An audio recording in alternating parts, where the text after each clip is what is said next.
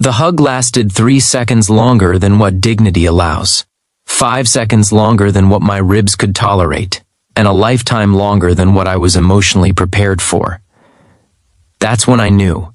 Nothing in my life was about to go the way I had planned. Before we go any further, if stories about family, sacrifice, unexpected love, and quiet miracles touch something in you, pause for 1 second.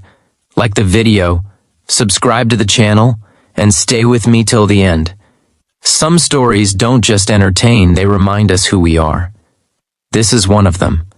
I was 26 years old, unemployed for the 3rd time in 2 years, standing in an airport arrivals hall with a single backpack and a pride so fragile it cracked every time someone asked, "So, what are you doing these days?" I had flown across the country not because I wanted to, but because my mother had insisted. Actually, insisted is a polite word. She begged. She cried. She reminded me that family still counts when the world stops returning your calls. And then there she was, my Aunt Miriam, my mother's older sister, the rich one, the legend, the woman whose name was spoken in our family the way people whisper about storms or miracles, never casually, always with a mixture of awe and caution. She spotted me from across the hall, heels clicking like punctuation marks, silk scarf floating behind her like a banner of confidence. She dropped her designer handbag on the floor, yes, on the floor of an airport, and wrapped her arms around me so tightly I genuinely wondered if this was how people quietly died in public places. She said into my shoulder, still skinny, still pretending you're okay. I tried to laugh. I tried to breathe. I tried to escape. I failed at all 3. When she finally released me, she looked straight into my eyes, not scanning, not judging, just seeing, really seeing. And that terrified me more than unemployment ever had. "Come," she said, "you're home." Her car was expensive in the way that doesn't scream wealth but whispers it confidently.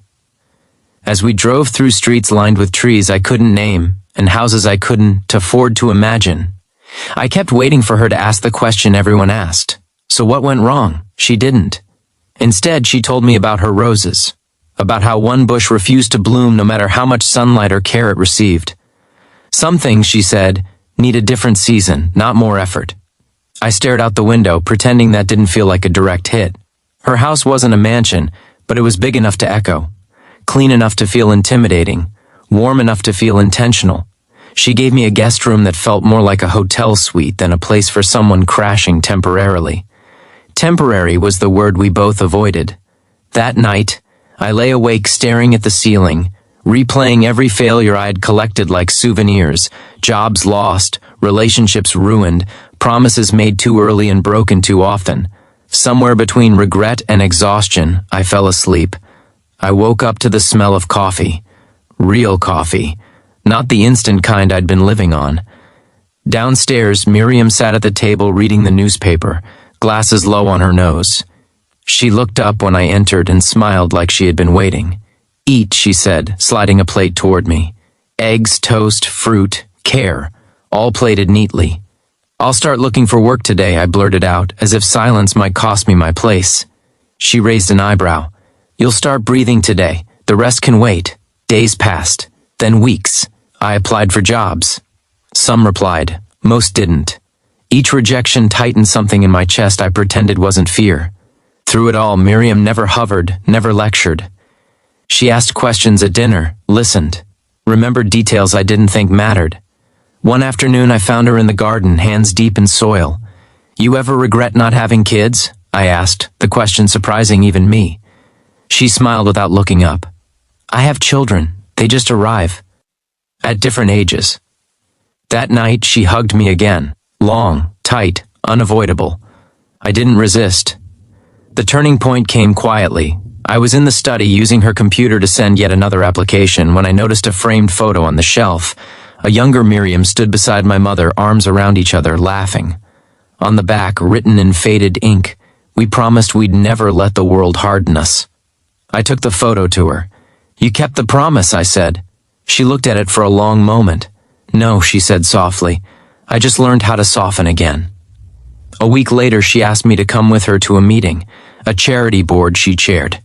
I sat quietly in the corner, watching her command the room, not with volume, but with clarity. People listened because she listened first. Afterward, one of the board members struck up a conversation with me, asked about my background, my interests. 2 days later, I had an interview, a real one. I didn't get the job. I came home crushed. Miriam hugged me, again, longer this time.